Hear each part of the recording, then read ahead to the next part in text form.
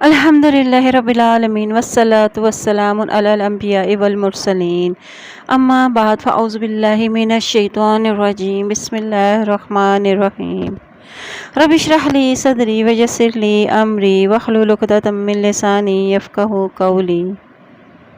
اسلام میں آخرت کا تصور۔ کوئی شخص اس وقت تک مسلمان نہیں ہو سکتا جب تک کہ وہ توحید و رسالت کے ساتھ ساتھ آخرت پر ایمان نہ لائے۔ قرآن پاک کے آغاز میں ہی مومنین اور متقین کی صفات بیان کرتے ہوئے اللہ تعالیٰ کا ارشاد ہے کہ وہ بالآخرۃ ہم یوقنون، کہ وہ آخرت پر یقین رکھتے ہیں اور آخرت دراصل ایک لامتناہی منزل ہے۔ ہم دیکھتے ہیں کہ پیدائش اور موت کا ایک سلسلہ جاری اور ساری ہے۔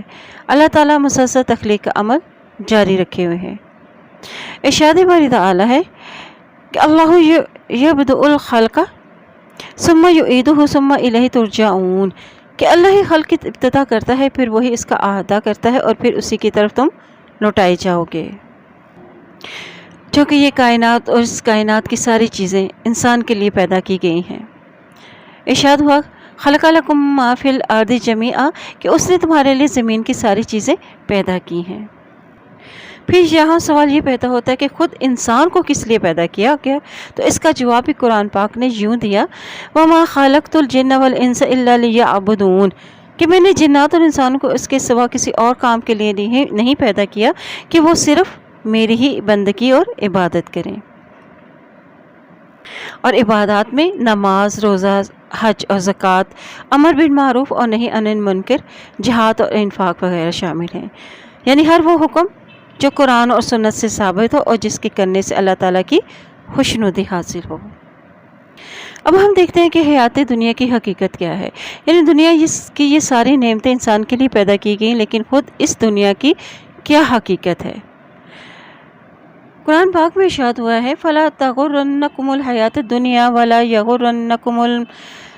يَغُرَّنَّكُمْ بِاللَّهِ الْغَرُورُ، یعنی یہ دنیا کی زندگی تمہیں دھوکے میں نہ ڈالے اور نہ دھوکے باز تم کو اللہ کے معاملے میں دھوکہ دینے پائے۔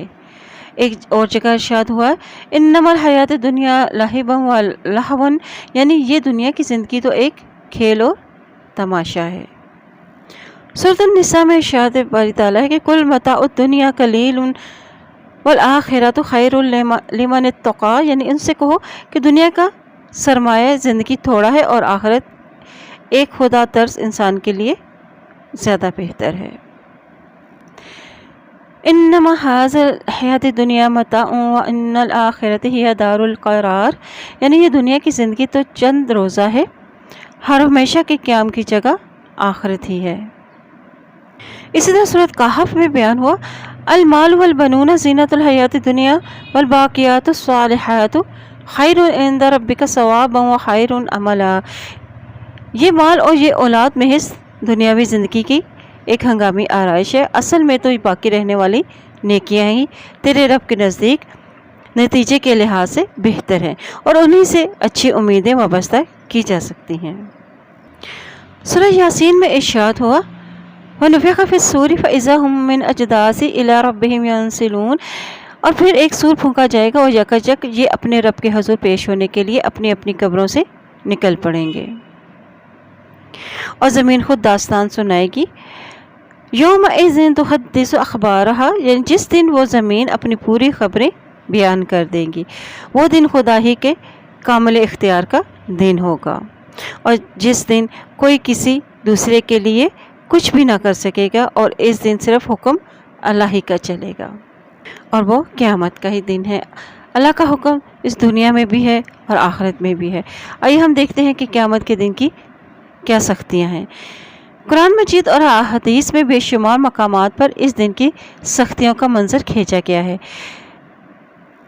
سورہ الحج میں ارشاد باری تعالیٰ ہے کہ لوگوں اپنے رب کے غضب سے بچو، حقیقت یہ ہے کہ قیامت کا زلزلہ بڑا ہی ہولناک چیز ہے، اور جس دن تم اسے دیکھو گے حال یہ ہوگا کہ ہر دودھ پلانے والی اپنے دودھ پیتے بچے سے غافل ہو جائے گی اور ہر حاملہ کا حمل گر جائے گا اور لوگ تم کو مدہوش نظر آئیں گے، حالانکہ وہ نشے میں نہ ہوں گے، لیکن اللہ کا عذاب ہی شدید ہوگا۔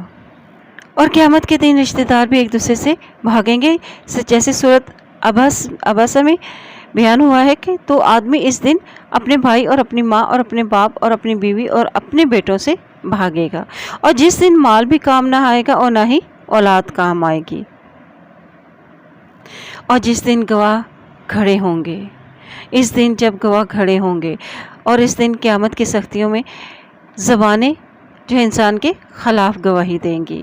سورۃ النور میں بیان ہوا ہے یوم تشہد علیہم السنتہم، یعنی جس دن اس کی اپنی زبانیں ان کے خلاف گواہی دیں گی۔ اور گناہوں اور قیامت کی سختیوں میں کیا شامل ہے کہ قیامت کے دن بچوں کو ایسے سخت ہوگا قیامت کا دن کہ وہ بچوں کو بوڑھا بنا دے گا، اور جس دن کسی پر ظلم نہ ہوگا، فلا تظلم نفس شیئا، یا لہٰذا کسی کی کچھ بھی حق تلفی نہ ہوگی، اور جس دن انسان کا سب کیا کرایا اسے سب بتا دیا جائے گا۔ علمت النفس ما قدمت وأخرت، یعنی اس دن ہر شخص جان لے گا کہ اس نے آگے کیا بھیجا اور پیچھے کیا چھوڑا۔ یہ تو تھی قیامت کی سختیاں۔ اب ہم ایک نظر ڈالتے ہیں کہ دوزخ کی مادی سزائیں کیا کیا ہیں۔ یعنی دوزخ کی آگ چہروں کو جلسا دے گی اور صورتیں بگڑ جائیں گی۔ سورۃ المومنین میں بیان ہوا ہے تلفح وجوہہم النار وہم فیہا کالحون، یعنی جہنم کی آگ ان کے چہروں کو جلسا دے گی، ان کے جبڑے باہر نکل آئیں گے، اور دوزخ میں آگ کے کپڑوں کا لباس پہنایا جائے گا۔ سورۃ الحج میں بیان ہوا ہے فالذین کفروا قطعت لہم ثیاب من نار، یعنی ان میں سے وہ لوگ جنہوں نے کفر کیا ان کے لیے آگ کے لباس کاٹے جائیں گے، اور دوزخ میں لوہے کے ہتھوڑوں سے ان کو مارا جائے گا دوزخیوں کو۔ سورۃ الحج میں ارشاد باری تعالیٰ ہے وَلَهُم مَقَامِعُ مِنْ حَدِيدٍ، یعنی نیز ان کے لیے لوہے کے گز ہوں گے، اور دوزخیوں کو زنجیروں سے باندھ کر انہیں کھینچا جائے گا۔ سورۃ المومنین میں ارشاد باری تعالیٰ ہے کہ جب ان کی گردنوں میں توق پڑے ہوں گے اور ایسی زنجیریں جن سے پکڑ کر وہ کھولتے پانی میں گھسیٹے جائیں گے۔ اور دوزخ میں دوزخیوں کا کھانا کیا ہوگا؟ وَلَا طَعَامٌ إِلَّا مِنْ غِسْلِينٍ، یعنی اور نہ زخموں کے دھوؤں کے سوا ان کے لیے کوئی کھانا نہ ہوگا، اور دوزخیوں کو کھانے کے لیے زرقوم کا پھل دیا جائے گا۔ فَإِنَّهُمْ لَآكِلُونَ مِنْهَا فَمَالِئُونَ مِنْهَا الْبُطُونَ، یعنی جہنم کے لوگ اسے کھائیں گے اور اسی سے پیٹ بھریں گے، اور انہیں مزید خاردار جھاڑیوں کی خوراک دی جائے گی، اور یہ کھانا دوزخیوں کے گلوں میں اٹکے گا۔ اس پر مزید انہیں گرم کھولتا ہوا پانی پینے کے لیے ملے گا جو ان کی آنتیں کاٹ ڈالے گا۔ اسی طرح نہ دوزخ میں ان کے لیے نہ کوئی ٹھنڈا پانی ہوگا اور نہ ہی کوئی ٹھنڈ ہوگی، اور دوزخیوں کے اوپر سے گرم پانی چھوڑ دیا جائے گا، اور نہ ہی ان کے لیے وہاں پہ کوئی سایہ دار کوئی جگہ ہوگی، اور نہ ہی کوئی انہیں آگ سے بچا پائے گا، اور دوزخی حیات و موت کی کشمکش میں مبتلا ہوں گے۔ دوزخ کے بارے میں عام طور پہ یہ سمجھا جاتا ہے کہ یہاں صرف مادی سزائیں دی جائیں گی، لیکن قرآن پاک کے مطالعے سے معلوم ہوتا ہے کہ مادی سزاؤں کے علاوہ روحانی سزائیں بھی دی جائیں گی۔ روحانی سزائیں مادی سزاؤں سے زیادہ تکلیف دہ اذیت ناک ہیں، یعنی انہیں وہاں پہ ندامت اور شرمساری بھی ہوگی، اور جب وہ عذاب کو دیکھیں گے تو ندامت کو چھپائیں گے، پھر وہاں وہ حسرت ہوگی جس کا وہ دوزخی اعتراف کریں گے، جیسے سورۃ الزمر میں ارشاد باری تعالیٰ ہے کہ افسوس میری اس کوتاہی پر اور جو میں اللہ کے حق میں کرتا رہا۔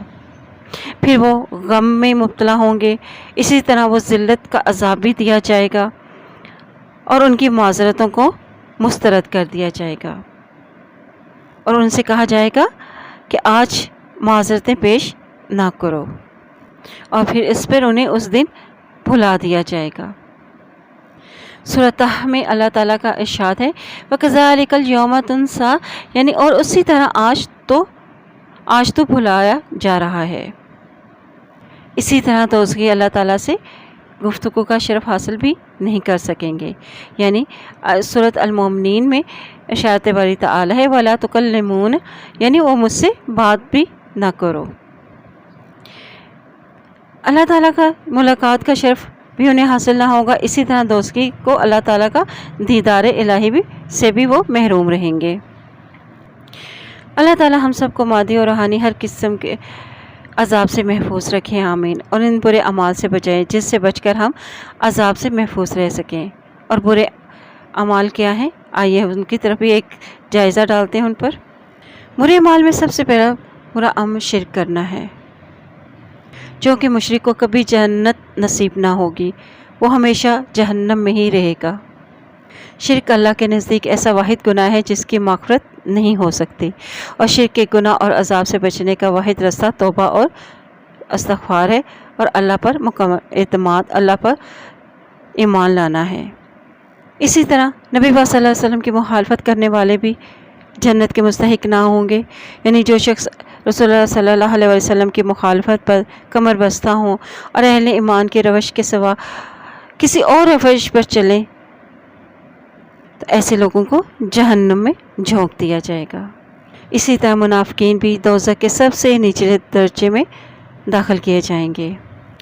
ارشاد باری تعالیٰ ہے، ان الذین یؤذون اللہ ورسولہ لعنہم اللہ فی الدنیا والآخرہ وَأَعَدَّ لَهُمْ عَذَابًا مُّهِینًا، اور وہ لوگ جو اللہ اور اس کے رسول صلی اللہ علیہ وسلم کو اذیت دیتے ہیں ان پر دنیا اور آخرت میں اللہ نے لعنت فرمائی ہے اور ان کے لیے رسوا کن عذاب مہیا کیا ہے۔ اسی طرح اہل بدعت بھی جہنمی ہے، اور نماز ادا نہ کرنے والے بھی، اور سود کھانے والے بھی دوزخی ہیں۔ برے اعمالوں میں یتیموں کا مال ناحق کھانے والے بھی شامل ہیں، اور باطل طریقے سے مال کھانے والے یعنی رشوت وغیرہ لینے والے بھی برے اعمال ہیں۔ اسی طرح جہاد سے فرار حاصل کرنا اور مسلمانوں کا ناحق قتل کرنا اور قانون قصاص کے خلاف ورزی کرنے والے بھی، اور معاشرے میں بے حیائی کو پھیلانے والے اور قرآن کی سماعت سے روکنے والے، اللہ کے نازل کردہ احکام کو چھپانے والے، اور مال کی محبت میں مست چغل خور بھی۔ اسی طرح برے اعمال میں پاک دامن عورتوں پر تہمت لگانے والے بھی شامل ہیں۔ سورۃ النور میں اللہ تعالیٰ کا ارشاد ہوا ہے، ان الذین یرمون المحصنات الغافلات المؤمنات لعنوا فی الدنیا والآخرۃ ولہم عذاب عظیم، یعنی جو لوگ پاک دامن بے خبر مومن عورتوں پر تہمتیں لگاتے ہیں ان پر دنیا اور آخرت میں لعنت کی گئی ہے اور ان کے لیے بڑا عذاب ہے۔ اللہ تعالیٰ ہمیں ان برے اعمال سے بچنے کی توفیق عطا فرمائے اور اپنے نیک وکار بندوں میں ہمیں شامل کریں۔ اب یہ تو تھا قیامت و دوزخ کے احوال کا مشاہدہ، اب جنت کا جو مومنوں کی ابدی آرام گاہ ہے، قرآن آیات کی روشنی میں ان کا جائزہ لیتے ہیں، یعنی اہل جنت جو جنت میں وہ چاہیں گے وہ انہیں ملے گا۔ سورۃ النحل میں بیان ہے، اللہ تعالیٰ کا ارشاد ہے، لہم فیہا ما یشاؤون، یعنی اور جو کچھ بھی وہ چاہیں گے انہیں وہاں ملے گا، یعنی اہل جنت کو وہ نعمتیں دی جائیں گی جو ان کے وہم و گمان میں اور ان کے خیال و تصور میں بھی نہ ہوں گی۔ سورۃ انشقاق میں ارشاد باری تعالیٰ ہے، وَيَنقَلِبُ إِلَىٰ أَهْلِهِ مَسْرُورًا، اور وہ خوش اپنے اہل خانہ کی طرف لوٹیں گے، یعنی اہل جنت اپنے اہل و عیال کے ساتھ خوشیاں منائیں گے۔ اب اہل جنت کے لیے، جنتیوں کے لیے کیا کیا انعامات ہوں گے کہ ان کے لیے وہ ابدی زندگی ہوگی اور انہیں وہاں پہ دائمی میوے اور بہت سی نعمتیں ملیں گی، اور اہل جنت کے لیے نہ ختم ہونے والا اجر ہوگا، اور اہل جنت کو جنت میں کوئی غم نہ چھوئے گا۔ جنت سلامتی کا گھر ہے، لہم دار السلام عند ربہم، اور ان کے لیے ان کے رب کے ہاں سلامتی کا گھر ہے۔ واللہ یدعو الی دار السلام، یعنی اور اللہ تمہیں سلامتی کے گھر یعنی جنت کی طرف بلاتا ہے، اور جنت میں پاک شراب سے تواضع کی جائے گی۔ قرآن پاک میں ارشاد باری تعالیٰ ہے، یشربون من کأس کان مزاجها کافورا، اور شراب کے ایسے ساغر پئیں گے جن میں آب کافور کی آمیزش ہوگی۔ وسقاہم ربہم شرابا طہورا، اور ان کا رب ان کو پاکیزہ شراب پلائے گا، اور جنت میں اللہ تعالیٰ کا جنتیوں کو قرب بھی حاصل ہوگا، اور جنتیوں کو جنت میں اللہ تعالیٰ کا دیدار نصیب ہوگا۔ اللہ تعالیٰ ہمیں نیک عمل کرنے کی توفیق عطا فرمائے۔ اللہ تعالیٰ سے دعا ہے اللہم انی اسألک الہدی والتقی والعفاف والغنی۔ اے اللہ، بے شک میں تجھ سے ہدایت، تقوی، پاک دامنی اور بے نیازی کا سوال کرتا ہوں۔ اللہم آتی نفسی تقواہا وزکھا انت خیر من زکاہا انت ولیہا ومولاہا۔ اے اللہ، میرے نفس کو اس کا تقوی عطا کر اور اس کو پاک رکھ، تو ہی اس کو بہترین پاک کرنے والا ہے اور تو ہی اس کا ولی اور مولا ہے۔ سبحانک اللہم و بحمدک اشہد ان لا الہ الا انت استغفرک و اتوب الیک۔